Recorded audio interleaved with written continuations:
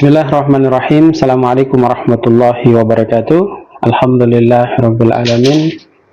Wa bihi nasta'in ala umuri dunya wa din wa ala alihi wa sahbihi wa man tabi'a bi ihsanin ila yaumiddin, amma ba'd.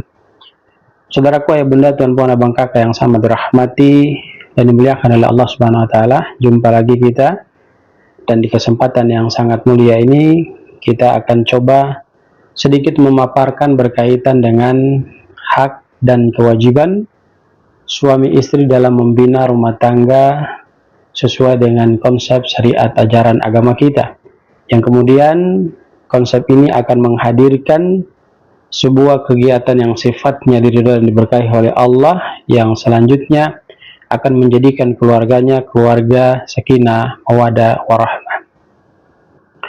Kita sadari bahwa sesungguhnya agama Islam mengajarkan kehidupan rumah tangga itu adalah merupakan amanah yang besar.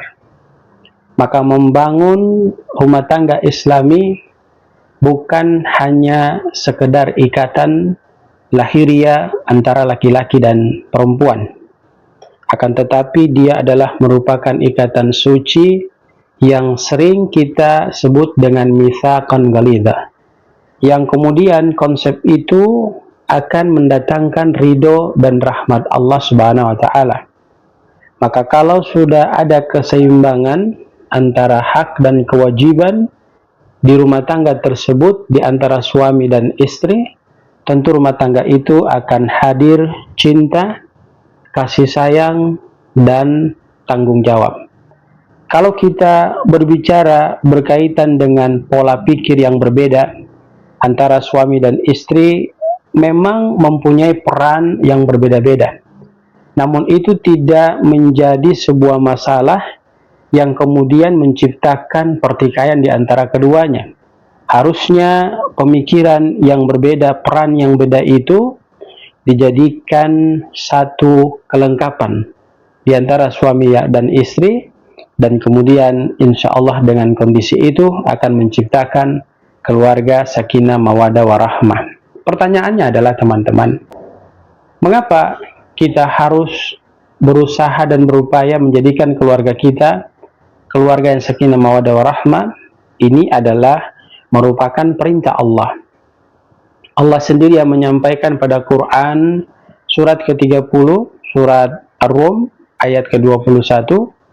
Allah tegaskan kepada diri kita, a'udzubillahi minasyaitonirrajim, wa min ayatihi an khalaqalakum min anfusikum azwaja litaskunu ilaiha wa ja'ala bainakum mawaddatan wa rahmatan. Dan di antara tanda-tanda kebesaran Allah, Allah menciptakan pasangan-pasangan dari dirimu sendiri. Fungsinya apa? Litaskunu ilaiha, agar kamu merasa betah, agar kamu merasa tentram, agar kamu merasa bahagia ketika sang suami dekat dengan istri, begitupun sebaliknya ketika istri dekat dengan suaminya. Sehingga jemaah yang sama dirahmati dan dimuliakan Allah Subhanahu wa taala, ini memberikan informasi yang begitu tegas kepada diri kita melalui ayat di atas. Allah memerintahkan secara totalitas bagi diri kita yang memiliki rumah tangga untuk menciptakan rumah tangganya menjadi rumah tangga yang tenang, untuk menciptakan rumah tangganya menjadi rumah tangga yang sejahtera, bahkan untuk memberikan sebuah kebahagiaan yang sempurna di dalam rumah tangga tersebut. Dan ini bisa terpenuhi dengan baik manakala sang suami dan istri saling melengkapi antara hak dan kewajiban di dalam rumah tangganya. Hadirin kaum muslimin, ayah bunda, tuan puan, abang kakak yang sama dirahmati dan dimuliakan Allah. Dan pada konteks ayat yang lain, Allah menegaskan kepada diri kita, hunna libasukum wa antum libasuhunna. Perempuan itu adalah pakaian untuk laki-laki dan laki-laki itu adalah pakaian untuk perempuan. Artinya apa? Pakaian itu mampu menutup aib kita. Dengan konsep memberikan pengajaran kepada diri kita, suami istri harus mampu menjaga rahasia rumah tangganya. Jangan sampai kondisi itu terdengar oleh tetangga, bahkan masyarakat yang ada di sekitarnya. Kalau ada permasalahan, duduk tenang, kemudian pecahkan masalah itu dengan penuh kedewasaan, insya Allah pasti akan ada solusi untuk permasalahan yang kita hadapi. Kemudian Allah tegaskan pada Quran surat An-Nisa ayat ke-34. Allah nyatakan, a'udzubillahi minasyaitonirrajim, ar-rijalu qawwamuna 'alan nisa bima faddalallahu ba'duhum 'ala ba'din wa bima anfaqu min amwalihim. Laki-laki itu, kata Allah Subhanahu wa taala, adalah pemimpin wanita.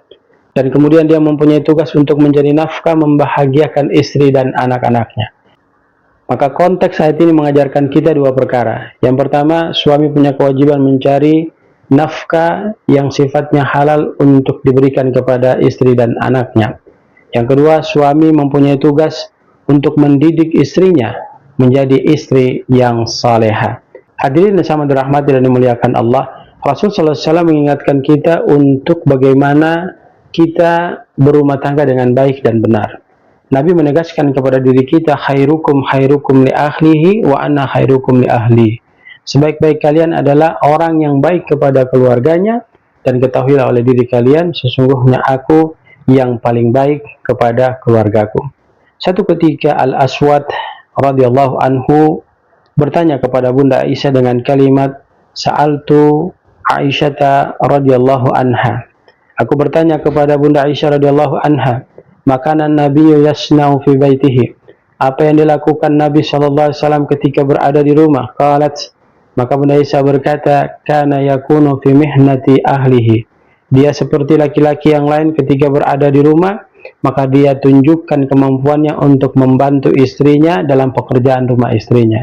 Fa idza hadaratis shalah, maka apabila datang waktu salat, kharaja ila salah, maka Nabi sallallahu alaihi wasallam keluar untuk melaksanakan ibadah salat. Hal ini memberikan dua pembelajaran kepada diri kita berkaitan dengan hadis di atas. Yang pertama, Nabi ingin menunjukkan kepada kita untuk berakhlak baik kepada istri kita. Bahkan ketika kita ada di rumah, hendaknya kita membantu pekerjaan istri kita. Kemudian hadirin yang sama dirahmati dan dimuliakan Allah, yang kedua, Nabi ingin memberikan contoh kepada diri kita. Sesibuk apapun kita, ketika azan dikumandangkan, tinggalkan pekerjaan itu dan kita berangkat untuk melaksanakan sholat di masjid. Kaum muslimin, ayah bunda, tuan puan, abang kakak yang sama dirahmati dan dimuliakan Allah. Kemudian hadis lain menjelaskan kepada kita, su'ilat Aisyah radhiyallahu anha. Ditanyakan kepada Bunda Aisyah radhiyallahu anha, maka ya'malu Rasulullah sallallahu alaihi wasallam fi baitihi. Apa yang dilakukan Nabi sallallahu alaihi wasallam ketika Nabi itu berada di rumahnya? Maka Aisyah radhiyallahu anha berkata, kana basyaran minal basyari. Nabi itu seperti orang-orang biasa lainnya ketika berada di rumah. Dia tatkala bisa melakukan pekerjaan yang meringankan beban istrinya, maka dia lakukan. Kemudian dijelaskan lagi, yafli taubahu. Ketika pakaiannya sobek, maka dia sendiri yang menjahitnya. Wa yakhlubu syatahu. Ketika dia ingin meminum susu, maka dia sendiri yang memeras susunya. Wa yakhdimu nafsahu. Dan dia tidak pernah sama sekali menyusahkan istrinya. Ketika sesuatu yang dia inginkan, dia mampu untuk melakukannya. Kalau kita, Bapak Ibu jamaah yang sama dirahmati dan dimuliakan Allah, boro-boro seperti Nabi mau menjahit pakaian sendiri, boro-boro seperti Nabi mau memeras susu untuk kita minum, boro-boro seperti Nabi tidak mau menyusahkan istri kita. Buat kopi saja kita minta tolong sama istri, buat teh saja kita minta tolong sama istri. Pertanyaannya adalah, apakah boleh kita minta demikian? Boleh, tapi kita tidak mencontohkan baginda Rasul SAW yang telah mengajarkan kepada kita bagaimana kita berperilaku kepada istri kita dengan sikap yang baru saja kita dengarkan, sebagaimana Nabi SAW telah menyampaikan kepada diri kita. Pada prinsipnya jamaah yang sama dirahmati dan dimuliakan Allah, kita semua ini adalah merupakan pemimpin, dan satu ketika kita akan diminta pertanggungjawaban terhadap apa yang kita pimpin. Nabi katakan, kullukum ra'in wa kullukum mas'ulu ar-ra'iyatihi. Kamu sekalian adalah pemimpin, dan kamu akan diminta pertanggungjawaban terhadap apa yang kamu pimpin. Maka kata Nabi SAW, wal imamu ra'in wa huwa mas'ulun ar-ra'iyatihi. Seorang imam, dia itu adalah pemimpin, dan dia akan diminta pertanggungjawaban terhadap apa yang dia pimpin. War rajulu ra'in fi ahlihi. Dan seorang laki-laki, dia adalah pemimpin di dalam rumah tangganya, wa huwa mas'ulun ar ra'iyatihi, dan dia akan diminta pertanggungjawaban terhadap apa yang dia pimpin. Wal mar'atu fi baiti zawjiha ra'iyatun, seorang perempuan adalah pemimpin di dalam rumah tangga suaminya, wa hiya mas'ulatun ar ra'iyatiha, dan dia akan diminta pertanggungjawaban terhadap apa yang dia pimpin di dalam rumah tangga suaminya. Bahkan Nabi katakan, wal khadimu fi mali sayyidihi ra'in, seorang pembantu dalam harta tuannya, dia harus menjaganya dan dia adalah pemimpin terhadap penjagaan harta itu. Wa huwa mas'ulun ar ra'iyatihi, dan dia akan diminta pertanggungjawaban terhadap apa yang dia pimpin. Kemudian Nabi SAW mengatakan, warrajulu fi mali abihi, dan seorang laki-laki dalam harta bapaknya ra'in, adalah pemimpin. Wa huwa mas'ulun ar ra'iyatihi, dan dia akan diminta pertanggungjawaban terhadap apa yang dia pimpin. Lalu Nabi SAW tegaskan dalam hadis yang terakhir, fakullukum ra'in wa kullukum mas'ul ra'iyati, maka kalian semua adalah pemimpin, kalian akan diminta pertanggungjawaban terhadap apa yang kalian pimpin.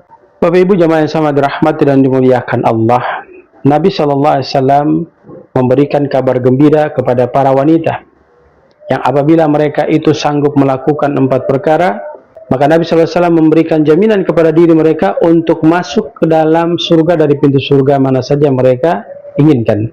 Dalam sabdanya Nabi katakan, idza salaatil mar'atu khamsa, apabila seorang perempuan dia mampu menjaga salat 5 waktunya, wa shamat sahraha, kemudian dia mampu menjaga puasanya ketika datang bulan suci Ramadan, wa hassanat farjaha, kemudian dia mampu menjaga kemaluannya, dia jaga kehormatannya, kemudian wa ta'at zaujaha, dia taat kepada suaminya, ilalah, dikatakan kepada dirinya, masuklah oleh kalian dari pintu surga mana yang kalian kehendaki.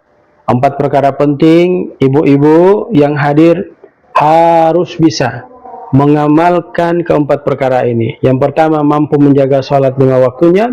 Yang kedua, dia mampu berpuasa di bulan suci Ramadan. Yang ketiga, dia menjaga kemaluannya, kehormatannya. Yang keempat, dia mentaati suaminya, tentu dalam hal ma'ruf, maka dia akan masuk ke dalam surganya Allah Subhanahu wa ta'ala. Hadirin kaum muslimin wa jumratal mu'minin jamaah yang sama dirahmati dan dimuliakan Allah, maka kita perlu tahu hak dan kewajiban suami terhadap istri. Yang pertama, tentu dia harus menafkahi istri dengan nafkah yang halal. Yang kedua, hendaknya dia memberikan tempat tinggal yang layak bagi sang istri. Yang ketiga, dia selalu senantiasa berusaha membimbing istrinya menjadi istri yang salehah. Yang keempat, dia menjaga dan melindungi istrinya. Yang kelima, dia selalu senantiasa berlaku lemah lembut, penuh cinta, penuh kasih sayang di dalam rumah tangganya. Kemudian hak dan kewajiban istri kepada suami, yang pertama tentu dia taat kepada suaminya dalam hal yang ma'ruf. Yang kedua, dia mampu menjaga amanah dari suaminya tentang kehormatannya. Yang ketiga, dia mengurus rumah tangganya dengan baik. Yang keempat, dia menjaga harta suaminya. Yang kelima, dia mendukung perjuangan suaminya dalam hal kebaikan.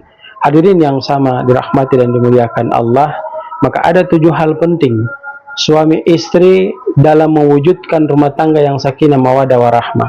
Yang pertama, dia menjadikan Allah sebagai pusat dalam rumah tangga suami istri itu. Harus menata niat bahwa pernikahan bukanlah untuk kenikmatan dunia, tapi ini adalah bentuk ibadah kepada Allah. Yang kedua, menjalankan peran dan kewajiban masing-masing sebagaimana yang sudah diatur dalam syariat ajaran agama kita. Suami memiliki tugas mencari nafkah untuk membiayai istri dan anak-anaknya, sedangkan istri berusaha menjadi istri terbaik di dalam rumah tangganya. Kemudian yang ketiga, menjaga komunikasi dengan baik, bertutur kata dengan baik di antara kedua belah pihak. Karena kita tadi sudah paham, Nabi katakan khairukum khairukum li akhlihi, sebaik-baik kalian adalah orang yang baik terhadap keluarganya. Maka kita harus berlaku baik kepada keluarga kita. Yang keempat, saling menghormati satu sama yang lain, tidak merendahkan satu sama yang lain. Masalah yang kecil bisa diselesaikan dengan pemikiran yang dewasa.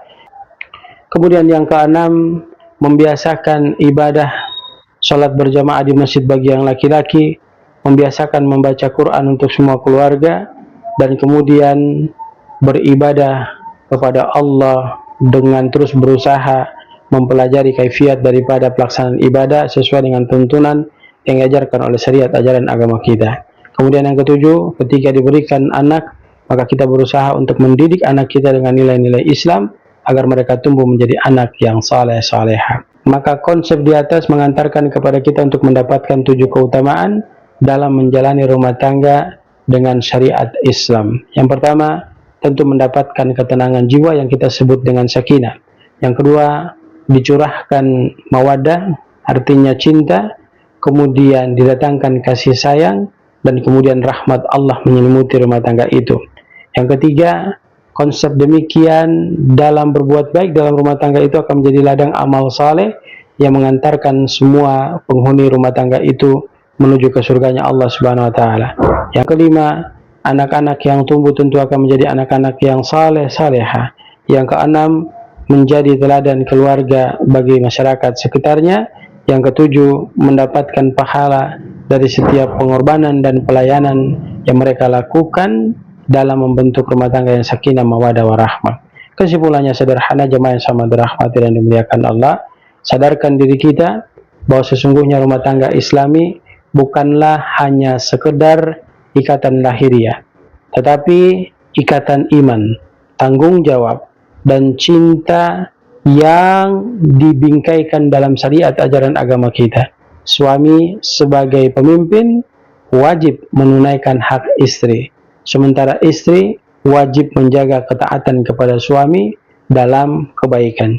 Jika suami istri menunaikan hak dan kewajibannya masing-masing sesuai dengan prosedur yang dimau oleh syariat ajaran agama kita, maka rumah tangga mereka akan menjadi rumah tangga yang sakinah, mawaddah, warahmah. Dan sesungguhnya keluarga yang dibangun dengan dasar iman dan syariat Islam, maka akan menjadi taman surga di dalam keluarga tersebut, yang kemudian akan mengantar penghuninya menuju ke surganya Allah Subhanahu wa taala. Semoga inspirasi ini bisa memberikan manfaat kepada kita semua. Bagikan kepada mereka yang belum paham tentang tata cara berumah tangga sesuai dengan konsep syariat ajaran agama kita, sehingga mereka mampu untuk menjalankan kehidupannya dengan ridha dan rahmat Allah Subhanahu wa taala. Barakallahu fikum, jazakumullahu khairan. Billahi taufiq wal hidayah. Assalamualaikum warahmatullahi wabarakatuh.